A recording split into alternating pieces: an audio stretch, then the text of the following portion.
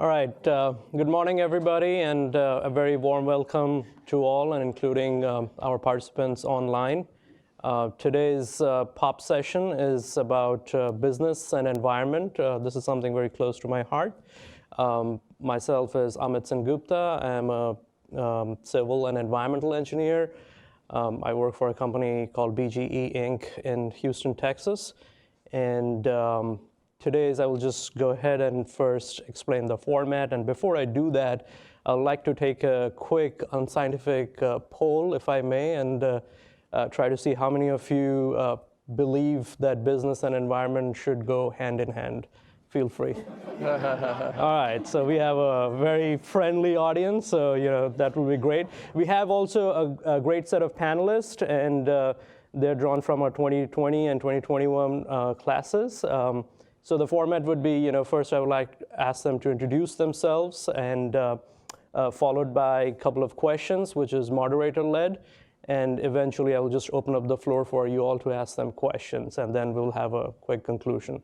So since time is of the essence, so we'll quickly dive in, and I will request Armando to go ahead and explain, give a short preview. Sure, thank you. So my name is Armando. I was born in Cuba, Havana, Cuba.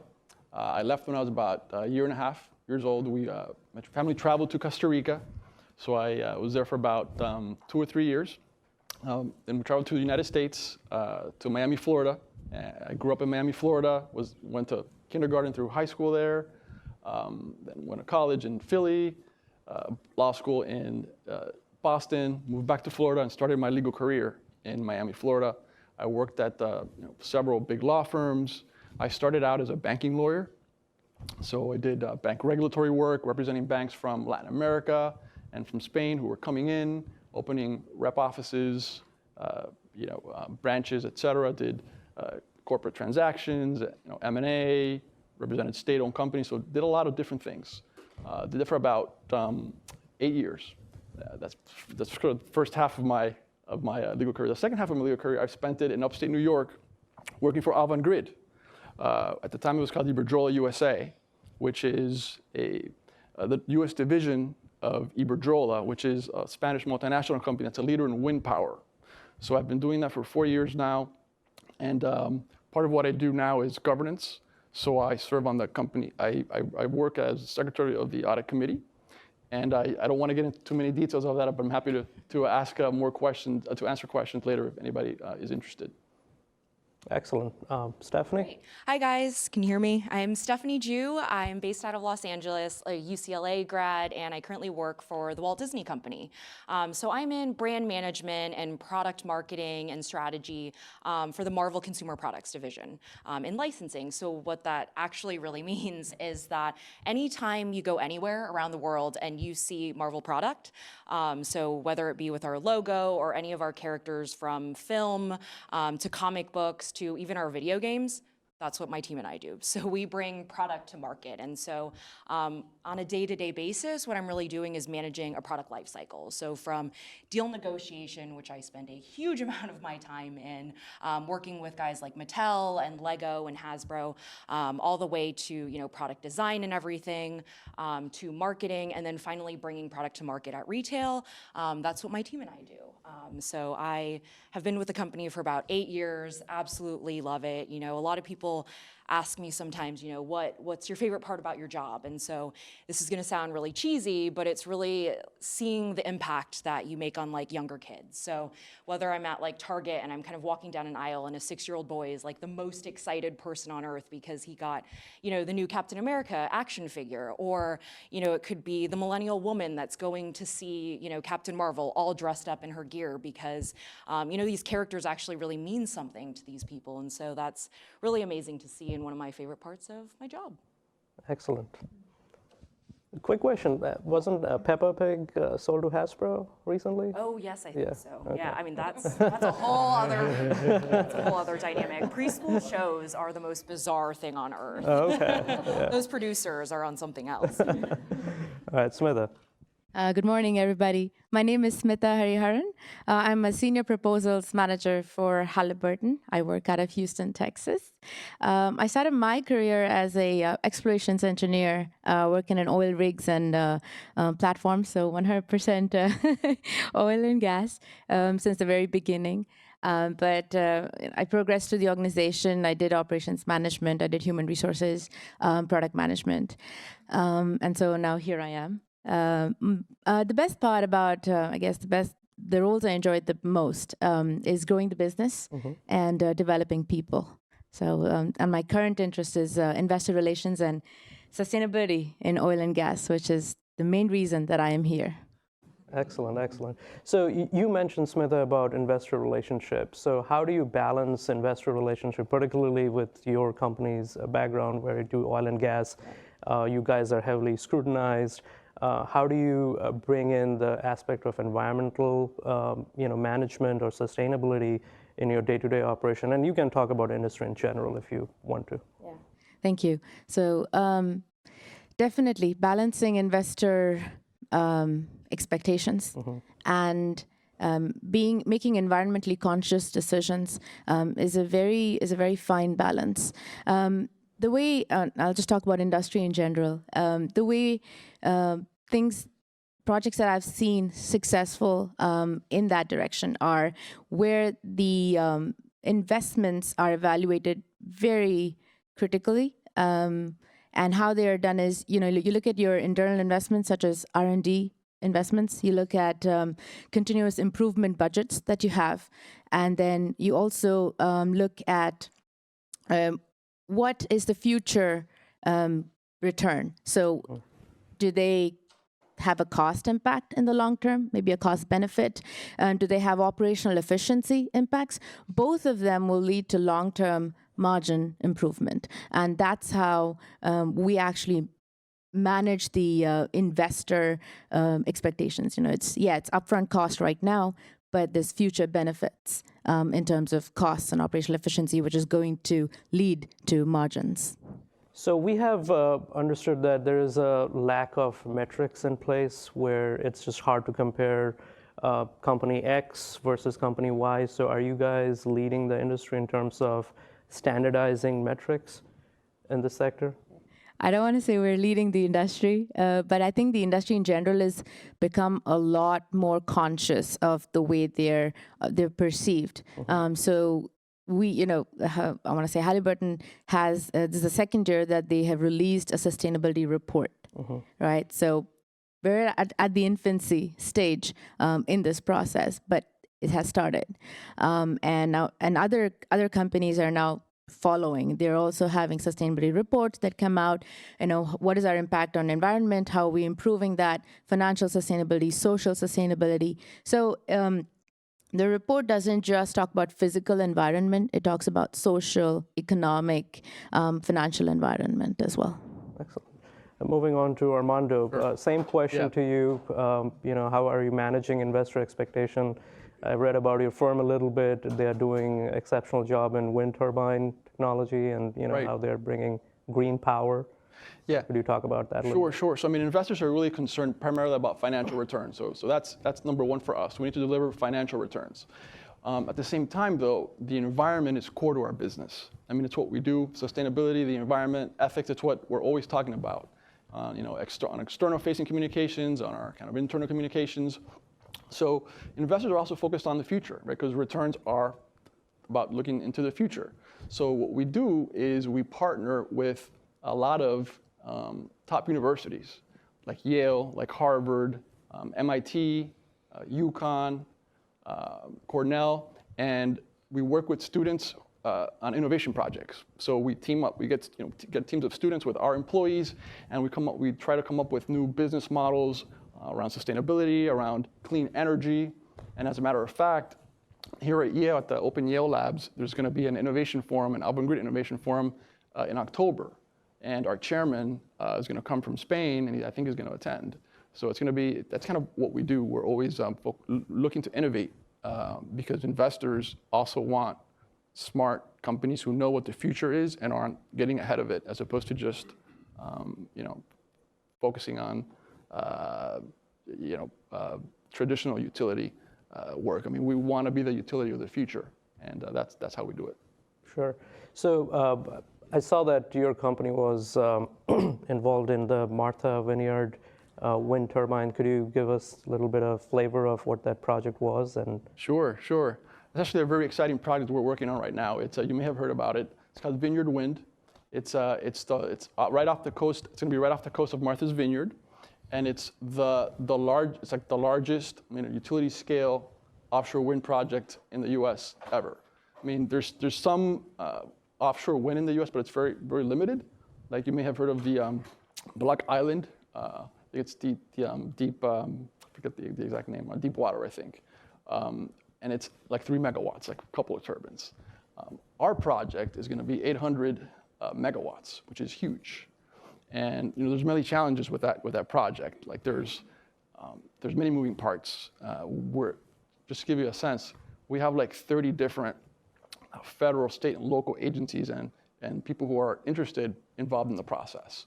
And permitting is huge. We have a very tight timeline. We need to arrange financing, we need to get the permits, and sometimes there's delays. So like the non-market strategy is key. So we're really focused on that, and we have to be very agile and adaptive as things change. So, excellent. So Stephanie, how do you guys manage your investors and your environmental impact? So my life is very different from these two guys. So obviously working for the Walt Disney Company, it's a massive company.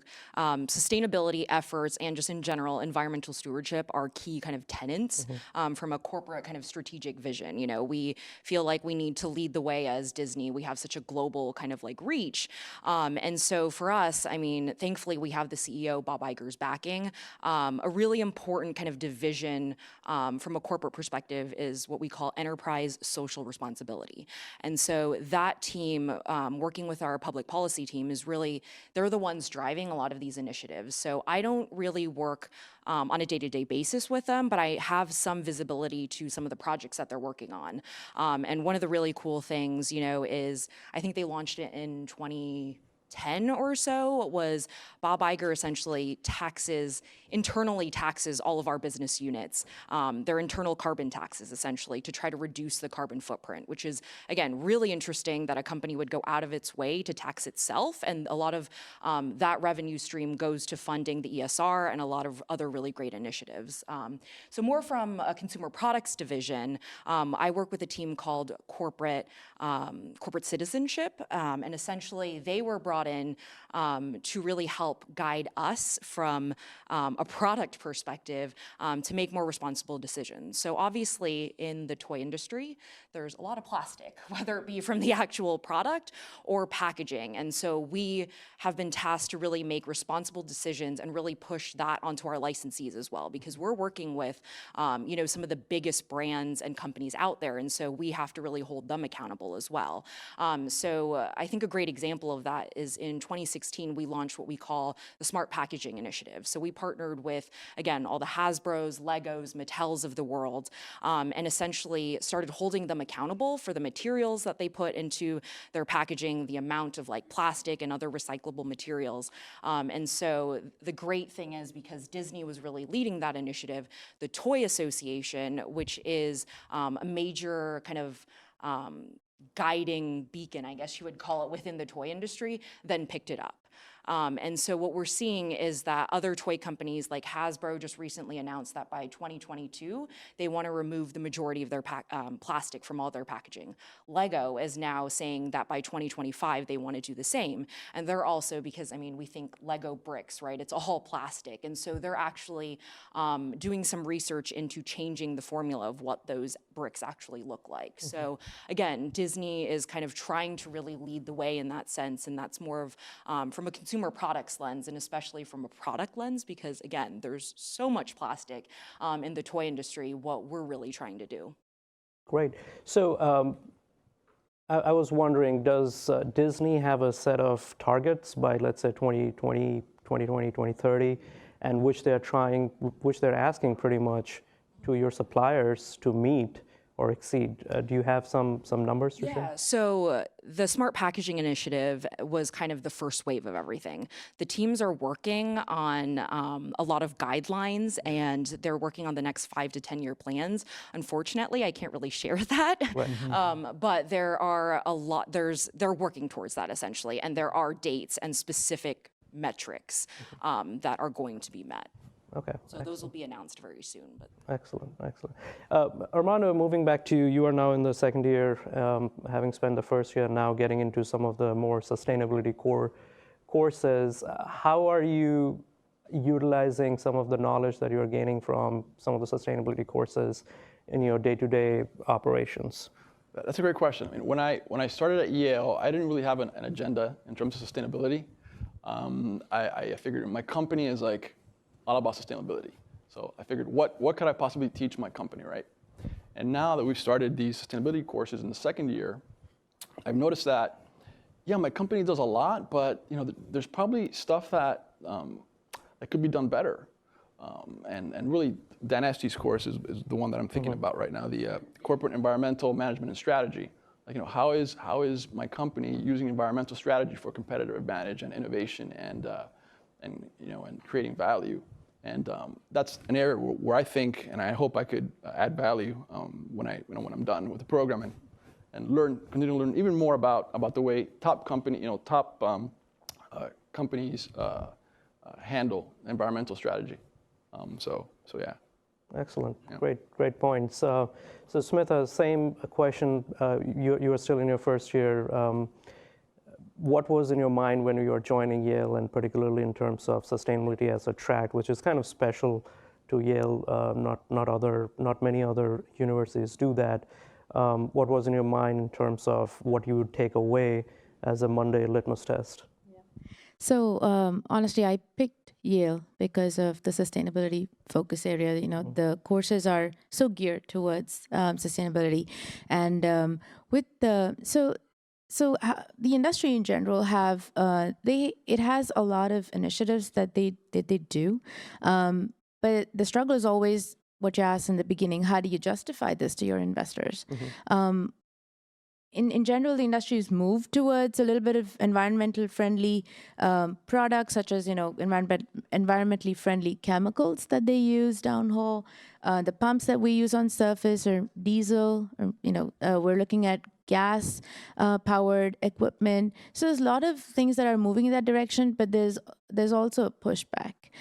So my intent would be, how do you really have a strategy that makes sense, as well as how do you execute on that strategy? Because it's well and good to have something on paper, but it is where the rubber meets the road is the real test. And I think, my intent is to get the skills to make that happen for the industry. Excellent. Yeah. Great. Good points. Stephanie, you want to comment? Yeah. So two things that you mentioned, I think, was pushback and educating a lot of these business units. And so I mentioned before, Disney obviously has these massive groups that are laser focused on sustainability efforts.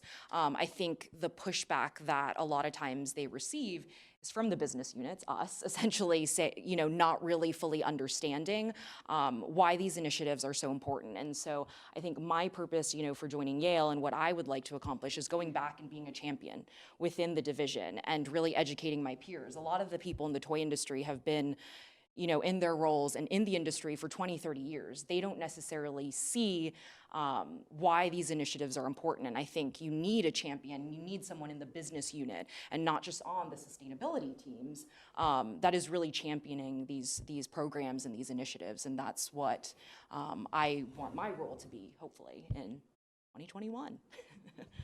Great points. So just now, changing gears, we would like to ask a legacy question. And that's what do we don't know about you and we can't find on Google that you would like to share with us? And when I say Google, it's pretty much any online source. Okay, I can go first. So I'm assuming this is a safe space, right? Yeah. I guess so. It is live stream, that's right.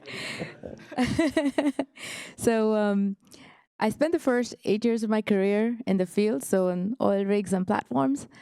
And I've been in 2 near blowout situations, which is, where we are ready to abandon ship, but magic happened and the well was under control, but pretty much ready to get in the lifeboat. So that's something you will not find anywhere online.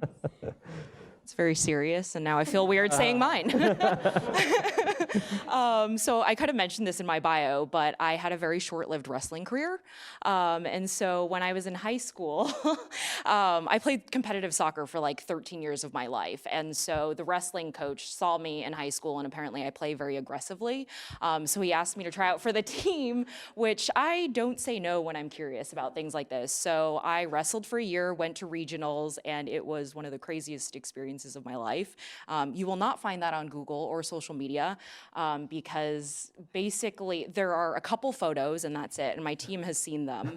And like I said, there's a couple photos. This was, thank God, before really the era of social media, because they are the most embarrassing things you've ever seen.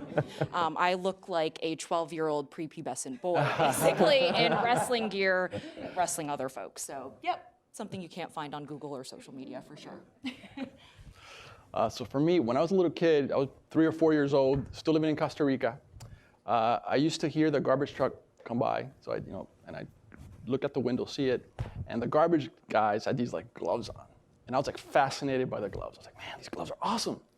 And then my mom had a pair of yellow gloves that she used to do the dishes, right? So when the truck would come by, I'd be like, Mama, give me the gloves. I put on her gloves, and buck up to here, I'm a little kid. Give me the trash. I get the trash, and I'd run outside and give the garbage man the trash. And then my parents would ask me later, like, so what do you want to be when you grow up? And I say, I want to be a garbage man when I grow up. and it's funny because I guess it kind of, my childhood dream kind of came true, because as a lawyer, you kind of are like a garbage man of sorts, like cleaning up other people's messes all the time. So it's that's a sort of reverse job crafting, right? Well, that's a sustainable career. I mean, that's awesome. Great. So now I would like to open up the floor to the participants. Go ahead, ask your questions, and our panelists will try to answer. Easy. So thank you for sharing with us so many wonderful things about your career. Can you please turn on your mic? It's for the online people. Would you mind sharing also, so business and environment, and you all touched a little bit, maybe Stephanie touched a little bit more. How does that fit also with the business and society? Because I think that the three of them form kind of a triangle that all impact each other. And being particularly at Yale, you guys are still before the State and Society course with Dean Bach, but I'll put it back to maybe Armando and Amit can lead this. How do you integrate also the societal needs into business and environment? Yeah, so just to give a quick background of what I do, my company does a lot of public infrastructure upgrades. And initially, right after Hurricane Katrina, it was a watershed moment. There was a quick realization with the changing climate, doesn't matter whoever is responsible for it, there was a need to think out of the box. And that was a demand from the people. We went back to our communities and asked how they would like us to address the future hurricane protection efforts. And we actually took those things into consideration. And when we say we, I'm talking about our government clients. And they wanted us to come up with engineering solutions, which was not just brick and mortar. So the green infrastructure became a huge push. And you all might be knowing that Rockefeller Foundation came up with the 100 Resiliency City, and City of New Orleans and also City of Houston are both resilient cities in terms of what they're doing towards green infrastructure and including them in actual practical design. So that was, to me, a great blending where people were participating, where government was participating, where the consultants pitched in. And that has led to a completely new wave of how we handle floods in our bigger cities these days. Yeah, I mean, for us, Avangrid and Iberdrola, we've adopted the UN Sustainable Development Goals as part of our corporate strategy, and the two goals that we focus on the most are, climate action and clean and affordable energy. We've all seen what happened in the Bahamas with with these hurricanes, and so obviously climate action is something that impacts society a lot. So we're focused, on that and trying to really move clean energy technologies forward to hopefully have at least some impact on these sort of devastating storms that we keep seeing year after year. I would like to add to that. The industry in general, the oil and gas industry, is very socially conscious. Wherever we work, we recruit at least 80% of social content, which is pretty much in villages and rural areas, because that's where you find oil sometimes. And also a lot of programs about giving back to the communities where we work. So Houston, we are very active with the Houston Food Bank, for example, with the local schools, involved with STEM education for girls. We're involved with planting trees. We're involved with a lot of social causes in general, and especially worldwide. For example, the children that were stuck in the cave in, I want to say Indonesia or Thailand. Thailand. So our pumps, we gave the pumps and the expertise to pump out a lot of the water from that cave. So we are very active. The industry in general is very active when it comes to society. Yeah, and I would say from a Disney perspective, we kind of mirror that. So what I talked about earlier with ESR, the enterprise kind of social responsibility, one part of that is sustainability and environmental kind of stewardship. The other part of it is community outreach and engagement, and really building on some of the projects as in that, but similar kind of community outreach and making sure we're working with like charities and leading kind of those causes. And I would add, Avangrid and Iberdrola have foundations focused on this sort of stuff, and we give lots of money. We send people to Brazil every year to work with the folks in poor kids and teach them stuff and technology-related stuff. And we have an international volunteer day where all of our employees around the world volunteer at food banks and Habitat for Humanity and do these sorts of things. So we have a very strong kind of societal culture. I mean, a culture that really focuses on kind of how do you add value to society as well. And I think part of that comes from kind of the Spanish influence. Not that we don't have it here in the States, but I think in Spain there's more sensitivity to how do companies, what are the companies' responsibilities to society in general, and that's really very embedded in the culture. Excellent, good points. Lady in blue, introduce yourself. Hi, thank you so much. So my question really is around accountability, and I think, Stephanie, you were talking about that a little bit earlier, and it sounds like the initiatives you've described now really are, the company is accountable to itself and setting targets, and that's fantastic. I wonder, though, what your thoughts are on outside accountability mechanisms, whether that's via public sector, whether that's via watchdog, whether that's via industry organized, cross-corporation accountability. Do you feel like those help these efforts and make them more effective, or do you feel like those can hinder those efforts and make it less effective within the corporations themselves? I think so. Just touching a little bit about like all the groups kind of watching one another almost, I think that helps. I'm sure there are parts of it that, well, I'm not sure where you're coming from a hindrance perspective, but I think definitely companies keeping each other accountable and making sure that it's almost like a fight between companies to be the one leading the way. That's what we've seen with like Hasbro and Lego. A lot of them are trying to be the ones that are the most sustainable, that are leading the way in terms of, like I mentioned about like plastic and packaging. They want to be the ones that come out first and say they can be the ones. So it's almost these companies almost holding each other accountable, whether that be because, from like a business perspective, they want to be able to tout that.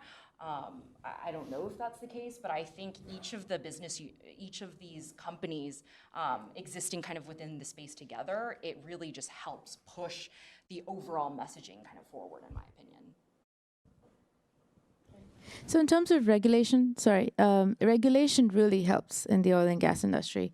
Either it's regulation by the government. For example, when I worked in the North Sea, they're very regulated in terms of what you can dispose of in the ocean, what you need to recycle. Whereas on this side of the pond, and as well as in Asia, they're not very strict, so you can see things getting lax. So regulation definitely is key. Second thing is the oil and gas industry is, the big oil majors and then the service companies. So if the oil majors, sometimes they have dictates that we have to be, we have to have a sustainability agenda. We have to follow the UN standards, and only then will we be able to even bid for the work. That helps majorly for everybody in the industry to get focused on it. So I think it's multiple forces of influence that help move forward. Ryan?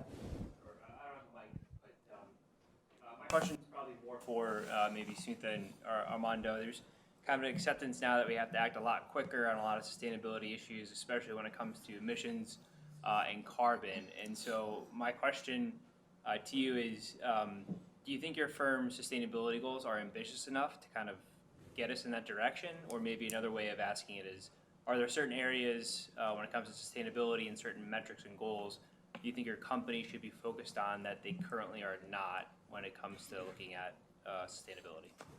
I could say real quick, for Avangrid, I think we do have ambitious goals. I think we've pledged publicly to become carbon neutral by 2035, which I think is pretty ambitious. So, yeah. So considering where we are coming from, I want to say that in the last 2 years, the progress I've seen is huge. A lot of focus on it, a lot of investment going into it. Are we doing it fast enough? Probably not. Considering, looking at the industry and the oil prices, there's a lot of other constraints, and we have to pull a lot of other levers to keep financial sustainability, right? But the fact that there's focus on it, and then there are teams and groups within the company and the industry that are looking at it, gives me a lot of hope for the future. Metrics-wise, no, we're still in the process of developing metrics for the company and for the industry. It's not really out there or published that everybody has to meet these carbon footprints and things, but we're looking at our own carbon footprint and of the equipment that we use on surface. What do we pump downhole? How can we moderate that? How can we change that? Cool.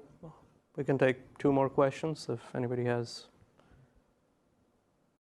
All right, great. So, all good points. I think what I'm hearing is basically we have 3 different panelists from different kind of background, and the basic idea is, business and environment is definitely integral, and slowly the idea of expanded stakeholders is kind of taking roots. Companies cannot operate in vacuum, of course. And they have a license to operate in the society, so they're actually having environment which is actually a resource, and they have to make sure that they're making best use of that resource, and that's basically the general theme that I'm hearing. Before I let you go, I just want to make sure that we are still on the same page, because when we did the first initial poll, everybody was on board, and nothing that you heard made you change your mind, right? So just making sure. All right, good. Well, thank you very much. I appreciate all you coming in and listening to us, and also the people who are joining us online. And thank you, panelists, and a big round of applause. Thank you.